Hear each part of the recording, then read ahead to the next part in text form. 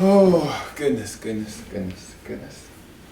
YouTube, I come with a heavy heart, to give y'all, my condolences and my thoughts and my recap on a great pioneer of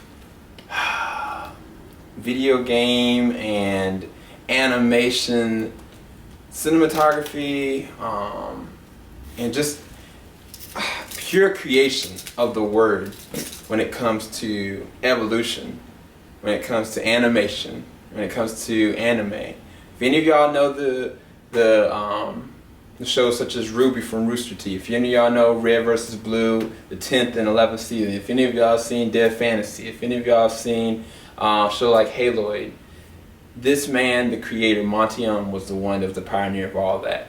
And unfortunately, on Sunday, February 1st, he died. I think it was on Friday. He came down with allergic reaction with a simple medical procedure. He went into a coma, and he never recovered from it. He was fighting for it. I think there's a fund that was going in support for his wife and his family, which I'm going to share with the link below.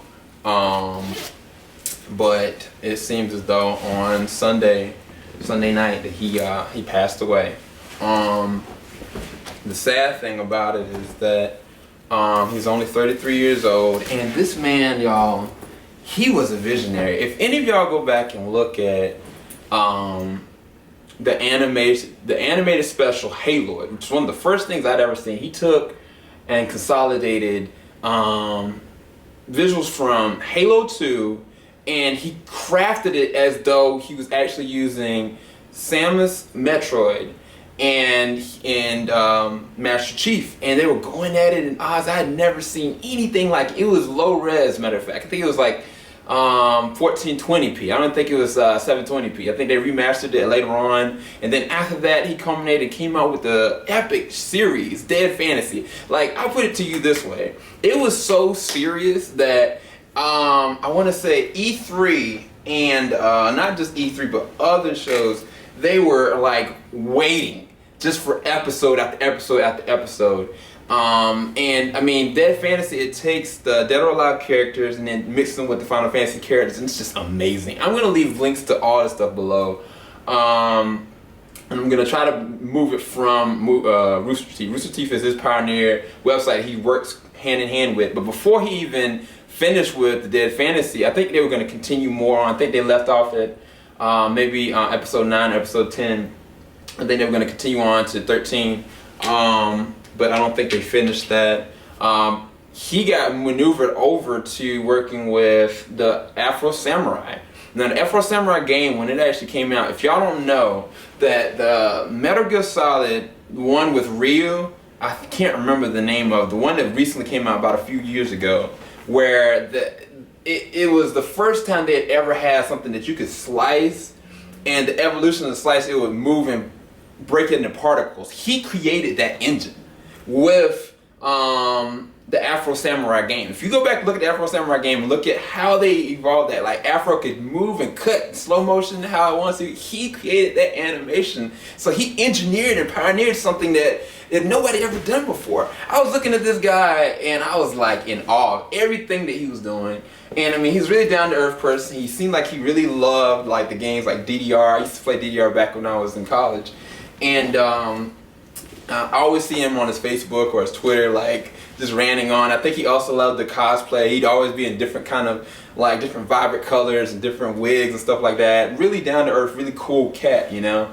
And I think after a certain point, he got partnered up with Rooster Teeth. Rooster Teeth, they were pioneers of Red vs. Blue and all different other kind of shows. But Red vs. Blue, for their 10th season, they wanted to have something that's amazing and CGI captured, and they wanted to get the best person for mocap and fight cinematography and choreography based on an animated world. And so they got Monty Oum, pulled him in, and he became a major partner, and that evolved into the new show, which is RWBY, which is Ruby. And I saw the first catch of Ruby. It looked beautiful. I was like, wow, I was riveted. I was just amazed at all of what was going on with it. I haven't looked at the second season, but I looked at all the first season. It was amazing. Now those are now featured out on Blu-ray and DVD. I'm gonna try to link that below as well. And be honest with y'all, I was gonna buy John Wick, and I was gonna try Dracula, because both of those were actually really good. But you know what? I think I'm gonna buy, if I can find them, Volume 1 and Volume 2 of Ruby on Blu-ray, just for Mony, and just in support of the fan, whatever I can do. Even though the proceeds are probably gonna go to Rooster Teeth, they might find a way of being able to push that somewhere else. But I was one time, I never forget it, because at the time for me, being a director and being a person that loves the craft of movies and anime and games, like this dude, he had it all. I was waiting for a time frame where a person in the movie industry is going to look and say, look, Andy Serkis is one of the best pioneers, and he needs somebody that can keep up. We want to maneuver something that we've never done before. Can you come on board and work with us on the way? I'm not sure if he would have done it, but I would have been amazed at what are the things that this man would have had to come. And he's just an amazing talent. He seemed like a really great guy, and my heart goes out to him. I went through this one interview that he did with this one guy over some games, because they were trying to delve out of him if he was going to go back to Dead Fantasy, and I listened for maybe like 45 to an hour and a half, and I learned so much in that small amount of time from a cinematic standpoint, but at the same time how the process of how he was able to go from the bare bones of before there was a Maya, before there was like a mocap in a concept, with going with like games such as it is now, and he just went from the ground up, and it's just, I learned so much and just listened to that, and it's just amazing, like the knowledge and the natural ability that he had. And so for me, I mean, my heart goes out to his family. I'm actually gonna go on my other site, other YouTube channel, Super SEL0320, and I'm gonna be actually sending a prayer out for his family and for him to the Heavenly Father, and I'm going to be definitely doing that right after this video. I don't know if I'm going to leave that link below, but if you want to go to my other channel and watch it, it's on Super SEL0320. That's the site that's going to be on. But man, I just got off work, and it really saddened me, man. I mean, yesterday, that's trivial stuff, you know. I mean, there's nothing that can be done about that. That's the story. That's historics. But the gaming industry, the anime industry, and just in general, people in this family lost an amazing person today. And I mean, R.I.P. Monty Oum is all I can really say. And my heart goes out to him and his family. My prayer is going to go out to him and his family.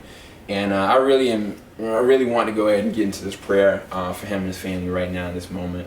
I might do another video today, but I gotta get myself out of the funk of the fact of realizing that somebody I really looked up to and just saw as a visionary when it comes to stuff that I love is just gone now, you know.